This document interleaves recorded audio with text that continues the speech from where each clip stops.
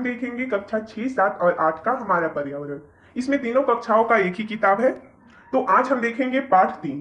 पाठ का नाम है अपशिष्ट एवं उसका निस्तारण। तो चलिए हम इस पाठ का प्रश्न उत्तर देखते हैं।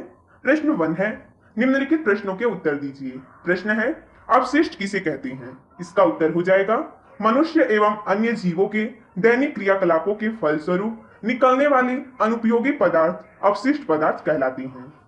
यानी कि जो मनुष्य अपना दैनिक क्रिया कर रहा है, दैनिक क्रियाकलाप जैसे खाना बनाना, ये सबसे जो अनुपयोगी पदार्थ निकलता है वो अपशिष्ट पदार्थ कहलाता है। अगला है, ठोस, द्रव और गैसीय अपशिष्ट में अंतर बताते हुए इसके दो दो उदाहरण लिखिए। तो जैसा कि हमने यहाँ पर लिखा है, ठोस अवस्था में पाए जाने वाले अपशिष्ट पदार्थ ठोस अपशिष्ट कहलाते हैं। तरल रूप में पाए जाने वाले अपशिष्ट पदार्थ द्रव अपशिष्ट कहलाते हैं। गैस या धुआं के रूप में पाए जाने वाले अपशिष्ट पदार्थ गैसीय अपशिष्ट कहलाते हैं। यानी कि जो पदार्थ ठोस अवस्था में पाया जाता है वो ठोस अपशिष्ट कहलाता है, और जो तरल रूप में पाया जाता है वो द्रव अपशिष्ट कहलाता है। और बोला गया है गैसीय, तो जो गैस या धुएं के रूप में पाया जाता है उसे हम गैसीय अपशिष्ट कहते हैं। हमने यहाँ पर उदाहरण लिया है दो दो। फल सब्जियों के छिलके, प्लास्टिक के टुकड़े आदि ठोस अपशिष्ट हैं। नालियों और शिवर का गंदा पानी, चमड़ा शोधन तथा अन्य उद्योगों से निकलने वाला गंदा और विषैला जल द्रव अपशिष्ट के उदाहरण हैं। वाहनों से निकलने वाला धुआं, कारखानों की चिमनियों से निकलने वाला धुआं गैसीय अपशिष्ट का उदाहरण है। अगला है, गैसीय अवशिष्ट पदार्थ के स्रोत क्या है? इसका उत्तर हो जाएगा, गैसीय अवशिष्ट पदार्थ के स्रोत हैं लकड़ी, कोयला, कारखाना, परिवहन के साधन, मरे हुए जीव जंतु, अंगीठी, सिगरेट, बीड़ी आदि। ये सब क्या है? गैसीय अवशिष्ट पदार्थ हैं और उनके स्रोत हैं। अगला है, अपशिष्ट संग्रह के दुष्प्रभावों को उदाहरण से ही समझाइए। तो जैसा कि हमने यहाँ पर लिखा है, अपशिष्ट संग्रह पर्यावरण के लिए अत्यंत हानिकारक है। ये मनुष्य के स्वास्थ्य पर बुरा प्रभाव डालती है। दिसंबर 1984 में भोपाल गैस त्रासदी में यूनियन कार्बाइड पेस्टिसाइड फैक्ट्री से मिथिल आइसोसाइनाइड गैस के रिसाव के कारण हजारों लोगों की मृत्यु हुई और लाखों लोग इसके कारण कैंसर, सांस फूलना, सिर दर्द, अंगों को सुन्न होना जैसी अनेक बीमारियों से ग्रसित हो गए। इस घटना के बाद फैक्ट्री से कचरे के रूप में घातक रसायन निकले जिसने आसपास की मिट्टी और जल को प्रभावित किया। इन अपशिष्ट का दुष्प्रभाव आज भी वहां के पीड़ितों में देखा जा सकता है।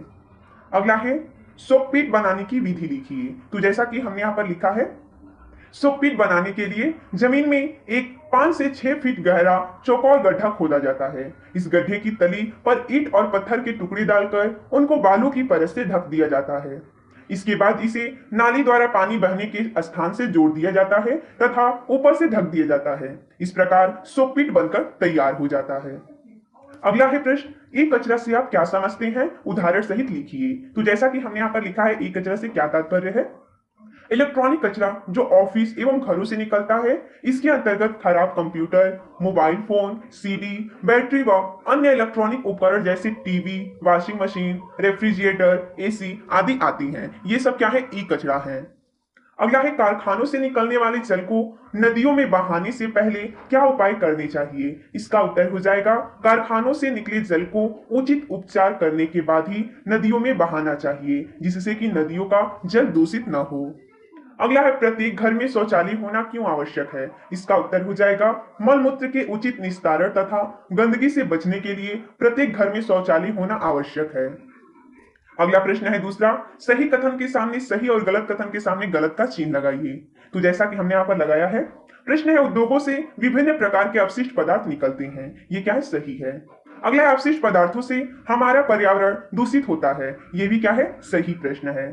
अगला है, अपशिष्ट पदार्थ ठोस, द्रव और गैस के रूप में होते हैं। ये भी सही प्रश्न है, क्योंकि अपशिष्ट पदार्थ जो है वो ठोस रहेगा, नहीं तो द्रव रहेगा, नहीं तो गैस रहेगा। ये तीनों अवस्थाओं में हो सकता है, इसलिए सही है।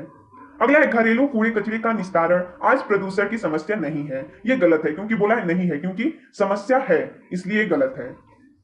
अगला है, प्लास्टिक एवं पॉलिथीन आसानी से सड़ती हैं। ये गलत है, क्योंकि प्लास्टिक एवं पॉलिथीन ये आसानी से नहीं सड़ता है। अगला प्रश्न है, तीसरा सही मिलान कीजिए। दिया गया है बायोगैस, मिलान कर देंगे हम जैविक अपशिष्ट से।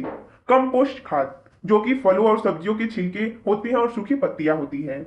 गैसीय अपशिष्ट, ये क्या है? धुआं हो गया जैसे में। जल निकास तंत्र में बाधा क्या होती है? पॉलीथीन। और अपशिष्टों से पुनः उपयोगी सामान बनाने को क्या कहते हैं? पुनः चक्र।